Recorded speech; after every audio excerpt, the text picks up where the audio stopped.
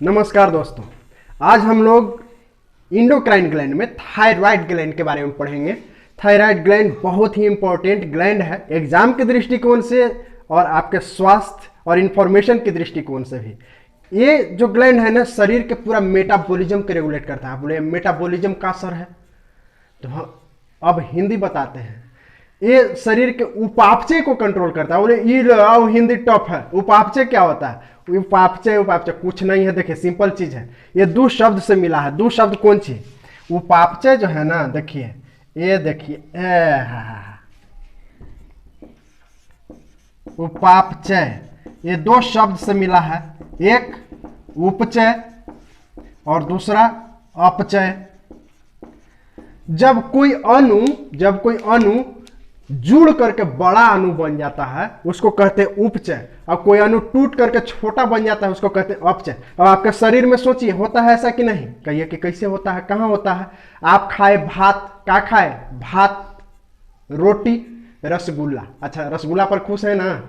चलिए, आप दाल भात कुछ भी खाए तो जब खाए तो उसमें जो फैट है वो अलग शरीर अवशोषित कर लिया। समझ रहे बात को? कार्बोहाइड्रेट को अलग अवशोषित कर लिया। टूटा तभी ना, टूटा कि नहीं टूटा? प्रोटीन अलग हो गया, तो सब टूट टूट करके मोलेकुल अलग हुआ। तो इसको कहेंगे क्या? अपचय। जब टूटेगा तो अपचय। समझ रहे हैं? अच्छा, कार्बोहाइड्रेट भी जब एनर्जी देना होता है तो ग्लूकोज में टूट जाता है। तो जब टूट रहा है तो इसको कहेंगे अपचय। समझ रहे हैं? लेकिन प्रोटीन आपके शरीर में बनता है, तो जो खाना लेते हैं ना तो उसमें से डायरेक्ट प्रोटीन वहीं से नहीं चूस लेते हैं हथौड़िया में से, उसमें एमिनो एसिड में कन्वर्ट होता है। बहुत सारा एमिनो एसिड मिल करके और फिर प्रोटीन का निर्माण करता है। तो देखिए एमिनो एसिड से बन गया प्रोटीन, है ना? जैसे देखिए डीएनए आरएनए भी बहुत सारा एमिनो एसिड से मिल करके बनता है। तो यही चीज है उपचय, जब जुड़ जाए। समझ रहे हैं? अब देखिए प्रकाश संश्लेषण।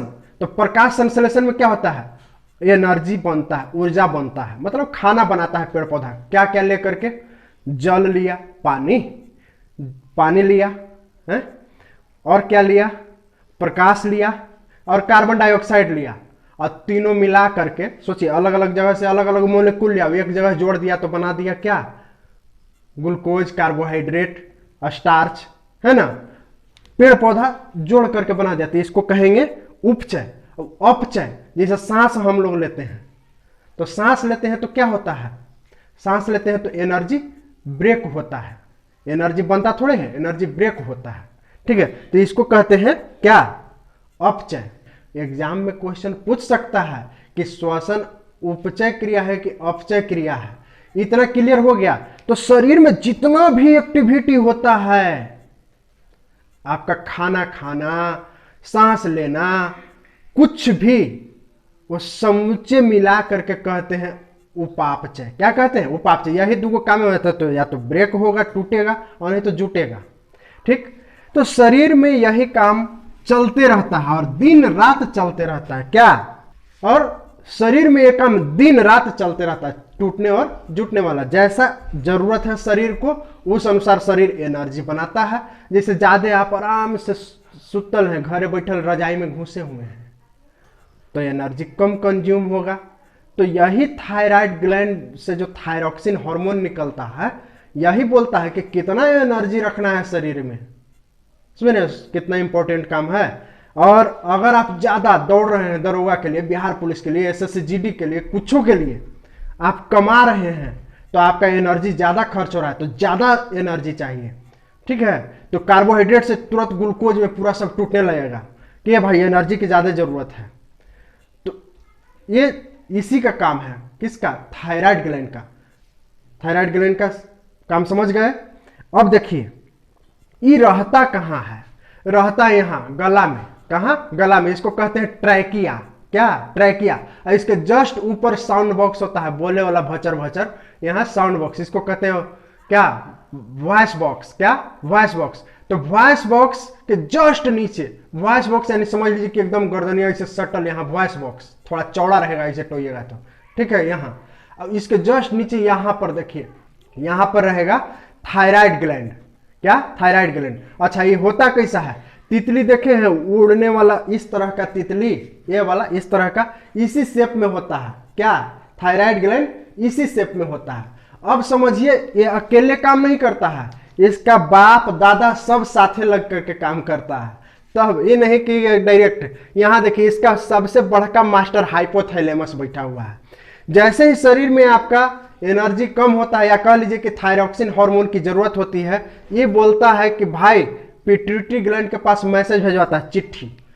सुने मोबाइल वोबाइल के जमाना अब ना आ गया है, पहले चिट्ठी भेजवाता था, अब फोन करता है। तो फोन करने के लिए नंबर डायल क्या करता है, थायरोट्रोपिन रिलीजिंग हार्मोन, इतना डायल करता है। आप नंबर डायल करते हैं नहीं, मोलेकुल को भेजता है, ठीक है। थायरोट्रोपिन रिलीजिंग हार्मोन ये आता है पिट्यूटरी ग्लैंड के पास। आपको पिट्यूटरी ग्लैंड पढ़ा चुके हैं, ये मथुआ में होता है। तो ये जो पिट्यूटरी ग्लैंड है इसके पास आ करके कहता है, ये जो थायराइड ग्लैंड है इसको जरूर जा करके रिलीज कराओ, जा करके रिलीज कराओ। तो यहाँ पिट्यूटरी ग्लैंड, इसमें 3 लोब होता है, मतलब 3 वो बक्सा होता है। पहल का बक्सा जो आगे होता है वो निकालता है TSH, थायराइड स्टिमुलेटिंग हार्मोन। ये यहाँ से आके कहता है अरे चल रे तोर काम आग लो। ये क्या करता है, थायरॉक्सिन रिलीज करना शुरू करता है। ये बोलता है कि थायरॉक्सिन रिलीज कर, तो थायरॉक्सिन रिलीज कर देता है, ठीक है। मतलब मैसेज पहुंचाने का काम करता है। कौन, तो पहला मैसेज ये पहुंचाया, दूसरा का मैसेज ये पहुंचाया। तो सबसे मेन हेड कौन है, हाइपोथैलेमस, इसीलिए इसको हेड मास्टर कहते हैं। पिट्यूटरी ग्लैंड क्या किया, इसके बाद इसको कंट्रोल किया, तो इसको कहते हैं मास्टर ग्लैंड, समझ रहे हैं। इसको क्या कहते हैं, थायराइड ग्लैंड। थायराइड ग्लैंड का काम के कारण, चूंकि पूरा शरीर में समझ रहे बैटरी का काम कर रहा है, पूरे शरीर में मेन बैटरी एक्टिवेटर, क्या एक्टिवेटर। तो इसीलिए इसको हम लोग कहते हैं शरीर का पेस मेकर, क्या शरीर का पेस मेकर। एक होता है हार्ट का पेस मेकर, जो हार्टवा को धक धकाता है ऐसे ऐसे, है ना, एक हार्ट का पेस मेकर। और इस पूरे शरीर के पेस मेकर है। पेस मेकर कुछ नहीं है, वो छोटा सा समझ लीजिए बैटरी है जो हार्ट में लगा हुआ होता है। तो पूछेगा आपसे एग्जाम में कि पेस मेकर कहाँ होता है, तो इन्हें मार दिया कि शरीर में, हार्ट में होता है, ठीक है। ऐसे एक तो होता है नेचुरल पेस मेकर जिसको SA नोड कहते हैं, क्या कहते हैं, SA नोड। लेकिन जो अलग से बैटरी लगा दिया जाता है, जिसका SA नोड खराब हो जाता है, बेचारा का हार्ट धक धकाना कम हो जाए, बैटरी खत्म, तो अलग से बैटरी लगाई जाती है, लिथियम बैटरी। लिथियम बैटरी कुछ नहीं, मोबाइल में देखिएगा ना जो बैटरी लगा हुआ रहता है, लिखा हुआ रहता है लिथियम आयन बैटरी, चाहे घड़ी में लगा हुआ बैटरी, वो सब लिथियम आयन बैटरी है, ठीक है, रिचार्जेबल होता है। तो वो सब बैटरी, तो वो अलग से बैटरी लगा दिया जाता है, किसको, जिसका हार्ट में SA नोड खराब हो जाता है, जिसका हार्ट का नेचुरल मतलब प्रकृति जो भगवान दिया है वो वाला जो खराब हो जाता है तो अलग से लगाया जाता है। खैर वो हार्ट में पढ़ा चुके हैं, हार्ट वाला देखिएगा पूरा बढ़िया से पढ़ाए हैं। अब देखिए इतना समझ गए, ये थायरॉक्सिन यहाँ से रिलीज हुआ, तो ये है फूलचंद भाई। कौन, फूलचंद भाई। ये फूलचंद भाई पूरा दौड़ते खेलते अपना नॉर्मल लाइफ जी रहे हैं। अब इसी में क्या होता है कि कभी कभी थायरॉक्सिन कम निकला, कभी कभी ओवर निकल गया। तो कम निकलता है तब देखिए 2 रोग होता है, एक को कहते हैं हाइपरथायरॉयडिज्म, जब ज्यादा निकलता है तो हाइपरथायरॉयडिज्म, जब कम निकलता है तो हाइपोथायरॉयडिज्म, क्या, हाइपोथायरॉयडिज्म। अब सिंपल सा समझने वाला चीज है, ज्यादा निकलेगा तो ज्यादा एनर्जी प्रोड्यूस होगा, तो पूरा गर्मी लगेगा कि पूरा गर्मी लग रहा है, ठीक है। तो पसीना खूब चलेगा, क्या, पसीना खूब चलेगा, हार्ट रेट एकदम धक धक धक धक करे लगेगा, और बीपी भी पूरा हाई हो जाएगा। देखिए हार्ट रेट और बीपी में अंतर है। ब्लड प्रेशर यानी कि आपके नस पर कितना प्रेशर से जा रहा है, अब हार्ट रेट यानी कि 1 मिनट में कितना बार दिल धक धका रहा है, ठीक है। जैसे गर्लफ्रेंड से पहली बार मिले जाइए तो कितना धक धकाता है, अब फिर रेगुलर मिलते रहिए तो लग रहा है कि समय से तो धक धक क्यों बंद हो जाता है ठीक है। चलिए, तो ये क्या होता है, हाई मेटाबॉलिक रेट हो जाता है, मतलब जितना एनर्जी नहीं चाहिए था ओकरा से ज़्यादा एनर्जी मिल रहा है।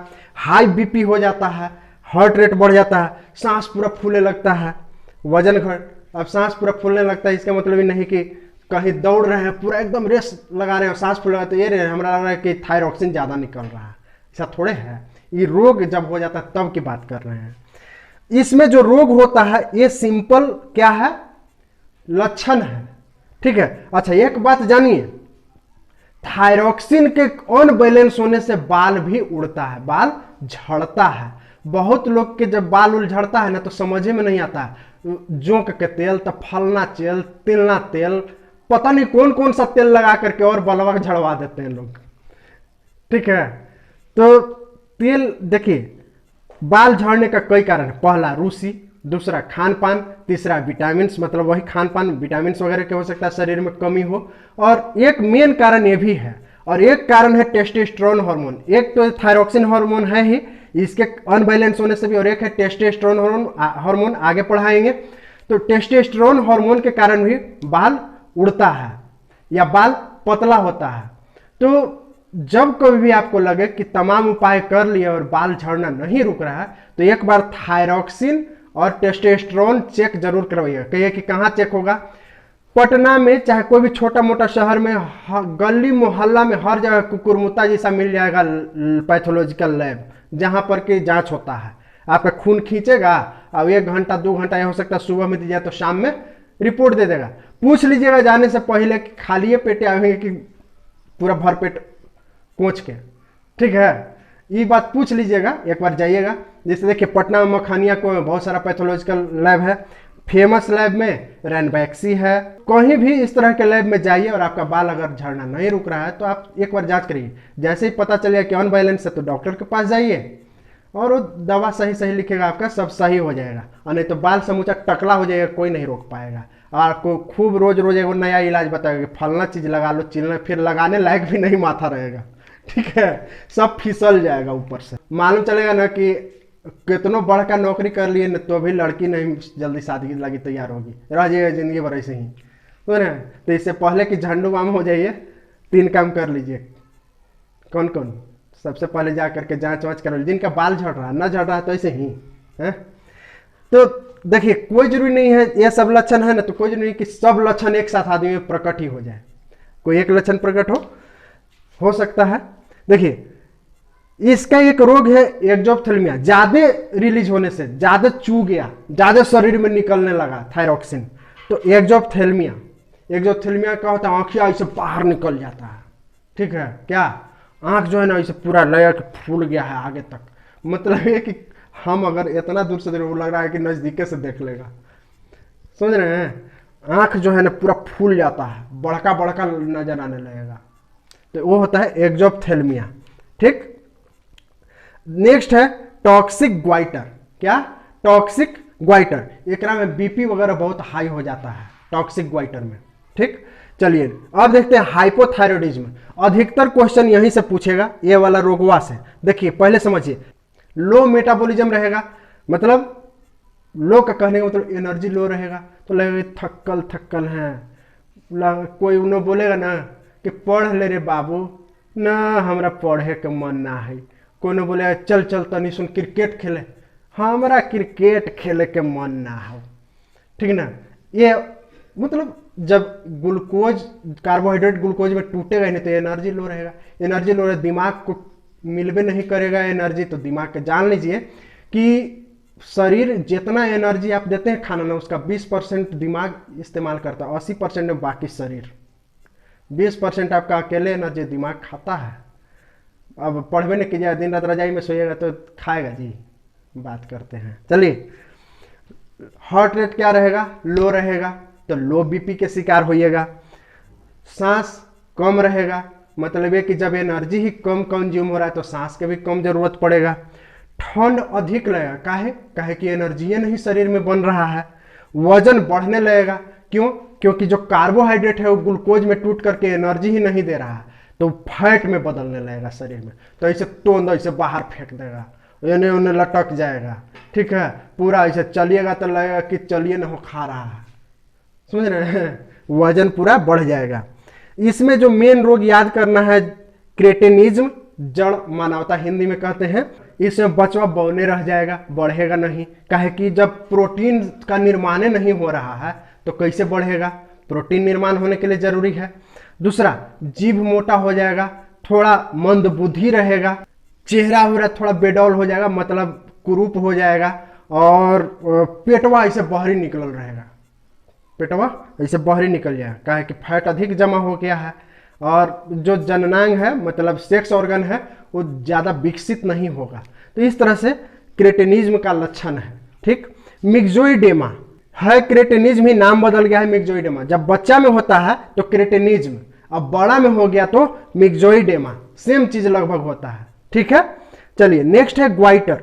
ग्वाइटर को घेघा भी कहते हैं, गलगंड भी कहते हैं। सबसे अधिक यहीं से क्वेश्चन पूछेगा, किससे? ग्वाइटर से। किसकी कमी से होता है? आयोडीन के कमी से। आयोडीन के कमी से नहीं होता है, होता है थायरोक्सिन की कमी से। ठीक है, लेकिन थायरोक्सिन बनता है आयोडीन से, अभी जानेंगे कैसे बनता है। तो ये जो ग्वाइटर है इसमें क्या होता है, ये वाला सूज जाता है, जो आपका क्या जो थायराइड ग्लैंड है वो सूज जाता है। अब सूजने से क्या होता है कि पूरा ये ऐसे लटक जाएगा यहाँ पर। सूजता क्यों है? होता है कि थायरोक्सिन कम निकलता है, कम निकलता है तो शरीर और मैसेज भेजता है इसके पास, ये थायरोक्सिन की जरूरत है, थायरोक्सिन की जरूरत भेज रहे, ये मैसेज भेजता है इसे को पिट्यूटरी को, अरे भेजी नहीं रे, कितना देर से कहे तू भेज इतना ही। ये बेचारा TSH को बार बार भेज देता है, अरे जो जो एक मैसेज नहीं, बार पर फोन कर देता है। ये इसके पास आकर के जबरदस्ती हुर पेटता है, अरे तोरा कहत नहीं बार वहां से हमारा डांट सुने पड़ी थी, तू ही के अस्थिर से सुतल है। ये बेचारा क्या करे, इसके पास थायरोक्सिन बनाने की क्षमता कम हो गया है, फिर भी जबरदस्ती एकदम कूख काख के जोर लगा करके थायरोक्सिन रिलीज करता है। तो चूंकि ओवर वर्क करना पड़ रहा है, जरूरत से ज्यादा काम करना पड़ रहा है, तो सूझ जाता है। जैसे आप जरूरत से ज्यादा दौड़ा देते तो गुड़वा फूलेगा कि नहीं है? समझ लीजिए बस यही चीज होता है। तो ग्वाइटर में ही फूल जाता है, किसके कमी से? आयोडीन के कमी से। ठीक, आयोडीन से कौन सा हार्मोन बनता है? Thyroxine hormone. अच्छा, बिहार का एक जिला है पूर्वी चंपारण, वहां पर ग्वाइटर खूब होता है। क्यों होता है? देखिए, पहाड़ के नजदीक जो भी जिला या शहर या गांव रहेगा ना, वहां पर ग्वाइटर मतलब घेघा रोग अधिक होता है। क्यों? क्योंकि देखिए समुद्र के किनारे वालों को आयोडीन मिल जाता है। कहीं कि समुद्र के किनारे वाले को आयोडीन क्यों मिलता है? समुद्र में खूब होता है नमक, और नमक के साथ होता है आयोडीन। सभी नमक में आयोडीन नहीं होता, लेकिन समुद्री जो भी चीज है उसमें आमतौर पर आयोडीन होता है। तो उन लोगों को कभी नहीं ग्वाइटर होगा, जरूरत से ज्यादा बल्कि आयोडीन मिल जाएगा। लेकिन जो पहाड़ के आसपास रहे, पहाड़ के तराई में रहेगा, नीचे पहाड़ के नीचे या चाहे पहाड़ पर, उन लोगों का आयोडीन नहीं मिल पाता है, तो हो जाता है ग्वाइटर। तो बिहार का जैसे पूर्वी चंपारण जिला, वहां पर खास तौर पर ये जो घेघा रोग है अधिक होता है। इस कारण सरकार स्पेशल वहां पर आयोडीन वाला नमक बेचता है। अब देखिए, इससे अगर आप बचना चाहते हैं, जो भी ये वाला प्रॉब्लम है, या तो हाइपर नहीं तो हाइपोथायरॉयडिज्म से बचना चाहते हैं, तो सिंपल सा उपाय है, अगर कि रोज थोड़ा बहुत कम से कम 2-3 किलोमीटर रनिंग कीजिए, थोड़ा थोड़ा ही, ये नहीं कि पूरा तेज भी आप दौड़ सकते हैं, मर्जी आपकी है, लेकिन थोड़ा बॉडी में चाहते हैं कि हर चीज रिफ्रेश रहे, तो थोड़ा रनिंग कीजिए। रनिंग से अच्छा कोई व्यायाम नहीं है। और भी एक्सरसाइज वगैरह कर सकते हैं, बहुत सारा है, प्राणायाम वगैरह है, लेकिन रनिंग सबसे बेस्ट है, समुच्चय को आपको एक्सरसाइज करवा देगा। ठीक है, तो रनिंग वगैरह कीजिए। दूसरा, कोई भी अगर इस तरह लगे आपको कि मतलब शंका हो, तो जांच वगैरह करवाइए। तीसरी बात, अगर आपको लगे कि आयोडीन की कमी हो रही है, तो आप समुद्री जो भी चीज मिलता है, फल वगैरह या समुद्री मछली, वो सबको खाइए। क्या? तो इन चीज से बच सकते हैं। एक क्वेश्चन आपसे पूछेगा, हालांकि बहुत कम चांस है, लेकिन अगर कभी क्वेश्चन टफ करना रहेगा तो आपसे एक क्वेश्चन पूछ देगा। क्या पूछेगा? कि ग्वाइटर यानी कि घेघा किसकी कमी से होता है? उसमें ऑप्शन देगा कि लोहा, कॉपर, जिंक, कैल्शियम। अब कहे कि आयोडीन तो एकरा में है न रे, आयोडीन तो ये नहीं है, कौन पर गोलिया में अक्कड़ बक्कड़ बम्बे वो 80-90 पूरे 100 जोन पर आ जाएगा, मार दीजिएगा, गड़बड़ा जाएगा। देखिए, आयोडीन थायरोक्सिन में ठीक है कि जरूरी है, लेकिन उसका एक आंशिक तत्व लोहा भी है। तो कभी भी ऐसा रहे कि आयोडीन ऑप्शन में नहीं दे और लोहा है, तो उस पर टिक मार दिया। समझ रहे बात को? चलिए आगे देखिए। अब थोड़ा सा एग्जाम वाला में कुछ एक चीज ये भी हमेशा पूछता है, यह सबसे बड़ी अंतःस्रावी ग्रंथि है। ये जो थायराइड ग्लैंड है, सबसे बड़का इंडोक्राइन ग्लैंड है। क्या? सबसे बड़का इंडोक्राइन ग्लैंड है। देखिए, ये सब जो है ना बहुत छोटा, जैसे मटर के दाना है तो वो ये होता है पिट्यूटरी ग्लैंड, तो ये सब बहुत छोटा छोटा है। ये 2 सेंटीमीटर के आसपास होता है, क्या सॉरी 2 इंच के आसपास होता है। अब देखिए यह गर्दन में स्थित होता है, यह अनेक खोखली और गोल पुट्टिकाओं से मिलकर बना होता है। ये जो है ना इस तरह का गोल गोल बहुत सारा, समझ लिए कि बॉल अंदर फिट है, छोटा छोटा छोटा छोटा बहुत सारा बॉल। और इसी में क्या होता है कि किनारे किनारे जो है सेल होते हैं और बीच में खाली जगह होता है। तो इस खाली जगह में क्या होता है कि स्राव करता है, वो गुलाबी कलर का होता है, तो थायरॉक्सिन का स्राव करता है और यहां से फिर थायरॉक्सिन ब्लड में चला जाता है जितना जरूरत होता है। अच्छा, ये जो रिलीज करता है 2 तरह का हार्मोन रिलीज करता है, एक T3 और एक T4। T3 कुछ नहीं है, 3 गो आयोडीन एक साथ मिल गया तो T3 कहते हैं, और 4 गो आयोडीन एक साथ मिल गया तो T4 कहते हैं। T3 वाले का नाम दिया गया है ट्राई आयोडोथायरोनिन और 4 गो वाला का नाम दिया है टेट्रा आयोडोथायरोनिन। जो थायरॉक्सिन हार्मोन स्पेशल कहते हैं वो T4 वाले को कहते हैं। किसको? T4 वाले को स्पेशली कहते हैं, क्योंकि ये मेन हार्मोन है उसका। ठीक, बाकी सब बता दिए आपको, सारा चीज आप समझ गए। थायराइड ग्लैंड के बाद हम लोग पढ़ते हैं पैराथायराइड। पैराथायराइड कुछ नहीं है, यही जो थायराइड ग्लैंड आप देख रहे हैं, यहां पर थायराइड ग्लैंड आप जो देख रहे हैं, यहां पर 4 गो होता है पैराथायराइड ग्लैंड। कितना? 4 गो, बटन जैसा यहां पर होता है। लेकिन ये जो है ना आगे में नहीं होता है। जैसे मान लेते हैं ये वाला आगे में थायराइड ग्लैंड है, इसे लगा हुआ है, तो ये अगला भाग में नहीं होता है, अगला भाग में नहीं, पीछे के भाग में। ठीक है, मतलब पीछे के भाग में। अब थायराइड समझ गए इसका लोकेशन कि पैराथायराइड ग्लैंड क्या होता है, पिछले हिस्से में होता है। इसका काम कुछ नहीं, शरीर में कैल्शियम लेवल को मेंटेन करते रहना इसका काम है, मतलब मेंटेन करता है शरीर में कैल्शियम लेवल। अब इससे 2 हार्मोन निकलता है, एक पैराथायराइड हार्मोन और दूसरा कैल्सिटोनिन। पैराथायराइड हार्मोन तब निकलता है जब शरीर में यानी कि खून में कैल्शियम की कमी हो जाता है। क्या?